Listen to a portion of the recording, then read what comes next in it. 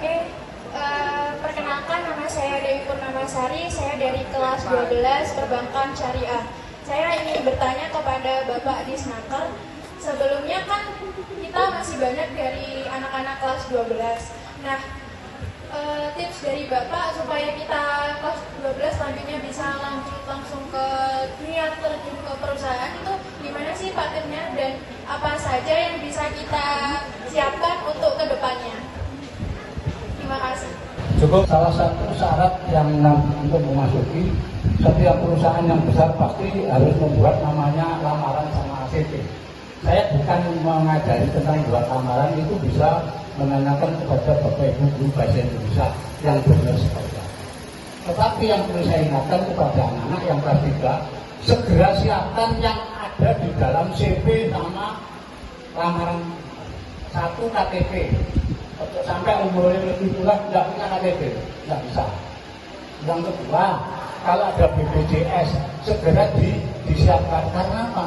Dari data-data semua perusahaan-perusahaan yang besar itu mewajibkan kepada calon karyawannya memiliki BPJS. Apakah KIS atau Indonesia Sehat, monggo disiapkan. Nanti ada foto, ada kakak, karena pasti didaftarkan kok dan sostek. Nah itu harus ada KTP, kakak. Nah, kemudian nanti harus dilengkapi dengan akte. Kalau bisa ijazah itu harus tahu akte. Nah, itu umurnya berapa? Karena apa?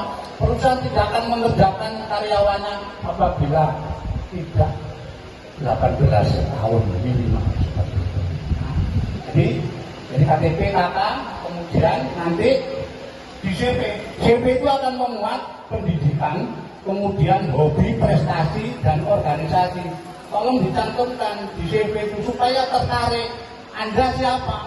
Saya misalkan Siti dari SMK Taruna Bakti. Selama saya sekolah di Taruna Bakti ini selalu saya dapat ranking. Karena apa? Makanya perusahaan itu lebih percaya rapor dibandingkan ijazah. Karena Pak rapor itu ono absen nih. Kalau absen nih nggak aktif, hari ini masuk pinter. Oh kayaknya boleh saya nggak mau. Jadi perusahaan lebih harus mencantumkan organisasi. Saya selalu aktif di OSIS Pak, saya ikut apa saja, itu mendapat poin-poinnya gitu ya. Ini adik kita yang cantik ini.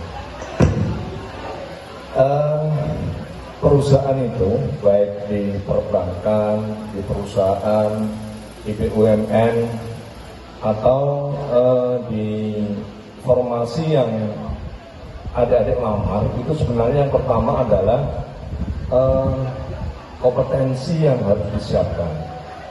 Jadi dicek misalkan formasinya apa, maka kompetensi yang dimiliki oleh adik ini yang harus disiapkan.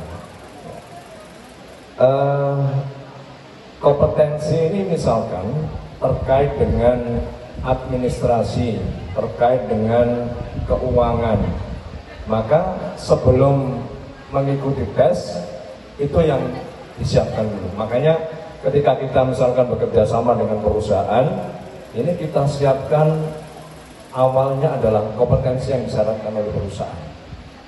Untuk Bapak Bambang, Pak, mohon arahan, kasus ini banyak terjadi, yang mana bekerja tidak sesuai dengan kualifikasi karena mengejar gaji tinggi. Mohon arahan dari Bapak, bagaimana sebaiknya kita memilih pekerjaan. Misalnya saya dari akuntansi, terus bekerja di apotek karena terpikat gaji tinggi. Apakah itu betul? Saya masih kelas 11 sih Pak, siapa tahu jawaban Bapak bisa menjadi pandangan saya ke depan. Terima kasih. Tema itu jarang yang mencantumkan. Paling kalau memang ada itu, misalkan BNI harus orang-orang yang dari S1, bagian perbankan dan sebagainya. Tapi kalau yang sifatnya pakai SMK, biasanya SLTA sederajat dulu. Jadi seperti itu ya. Jadi jangan khawatir apapun, yang penting proses tes itu psikotes dulu umum. Psikotes itu apa? Soalnya 50, waktunya 10 menit. Itu kalau kalian nggak bisa belajar, walaupun jurusannya cocok, nggak akan diterima. Ini maksud saya ya. Jadi sekali lagi tes itu banyak. Anak jurusan TAB teknik alat berat lamar di PAMA harusnya linier, Tapi nggak banyak yang keterima karena apa? Ada yang gagal di medikal, ada gagal di wawancara. Yang menguasai tentang pemasaran ini sudah dicek dulu. Nah,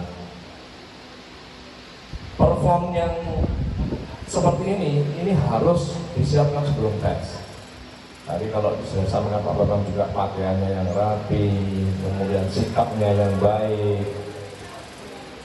kemudian membawa dirinya, attitude-nya ini yang juga baik. Mari kita kasih aplaus dalam penyerahan sertifikat untuk narasumber kita. Semoga kita semuanya akan membawa dampak yang positif di akhir tahun pembelajaran 2024-2025. Sekali lagi kami dari tim Dewan Guru selalu mendoakan kepada semuanya.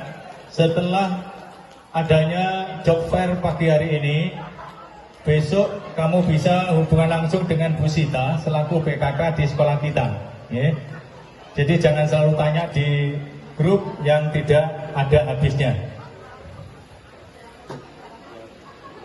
Terima kasih kepada Ibu Kepala Sekolah dan Bapak Ibu selaku narasumber dalam job fair pagi hari ini.